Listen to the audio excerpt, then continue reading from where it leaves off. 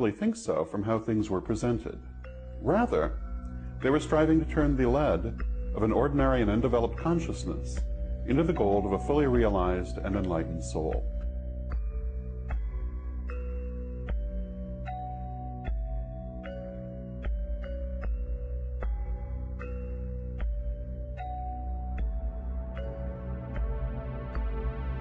The successful result of the alchemical process was the creation of the Philosopher's Stone.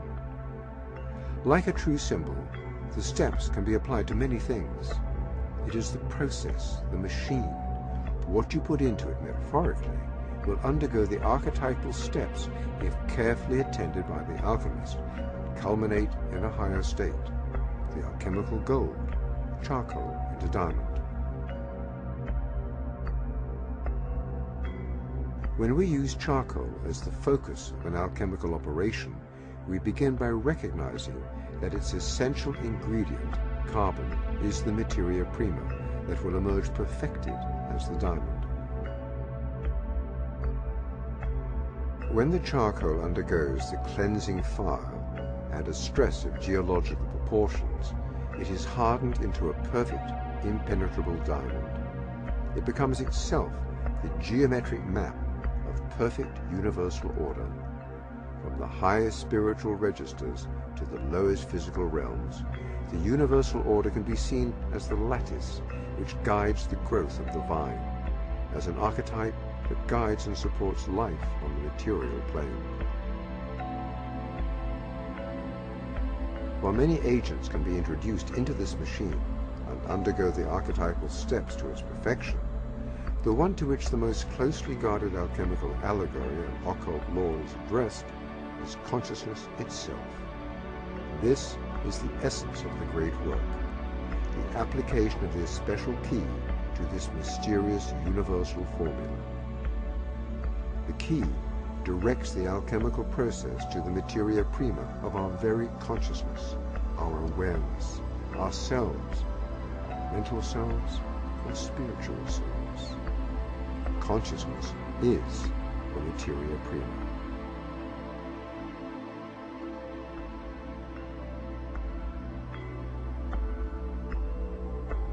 While the value of creating alchemical glass or alchemical gold may seem more obvious, one might ask, what is the benefit of applying the alchemical steps to consciousness?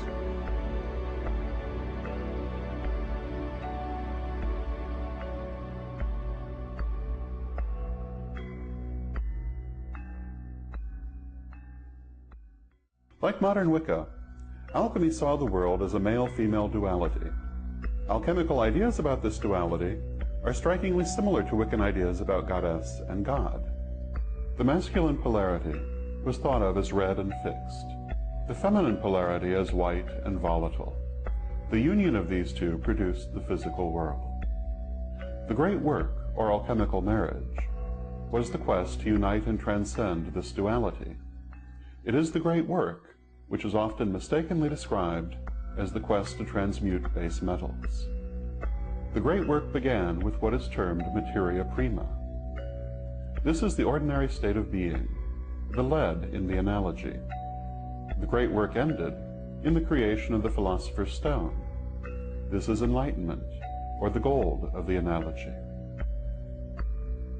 The materia prima was considered to have both a masculine and a feminine aspect, which were in opposition within it, until brought into alignment through the great work, hence the term alchemical marriage.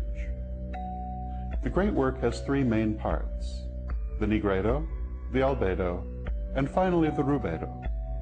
These correspond to the sacred colors of the Wiccan goddess: black, white, and red. In addition, a fourth stage, called the cauda pavonis, marked the transition between nigredo and albedo. Symbolically, the materia prima was placed into an athanor, or alchemical furnace, which subjected it to steady pressure and reduced it to its constituent parts. This residue was the nigredo, the destruction of preconceived forms considered necessary for new growth to occur. What this really means is that before one can grow spiritually, one must first eliminate old ideas and limitations. As the Zen Buddhists say, only an empty bowl can be filled. Alchemists describe this principle through the maxim, "No generation without corruption," an idea similar to the Wiccan "To rise you must fall." New growth cannot take place until the old is cleared away. The Negredo then fermented until at length the Cauda Pavonis occurred. This was portrayed as a light show of many colors. This means that when we have purified ourselves of old ideas, we may then experience many new ideas, and indeed will at first run riot with them, learning all we can from all sources.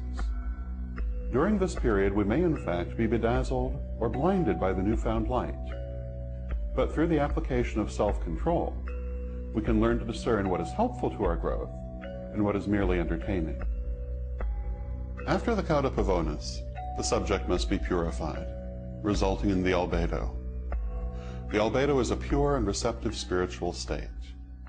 This means that after initial euphoria, a more controlled spiritual growth may unfold, elevating and expanding the consciousness. Finally, after being subjected to pressure again, the albedo becomes activated as the rubedo. What this means is that spiritual knowledge, to be valuable, must be put into practice. No matter how deep the ideas, or how great the abilities, they mean nothing if they are, as Mabel Heikerel once put it, left on a shelf to gather dust. Thus old ideas must first be transcended, then controlled spiritual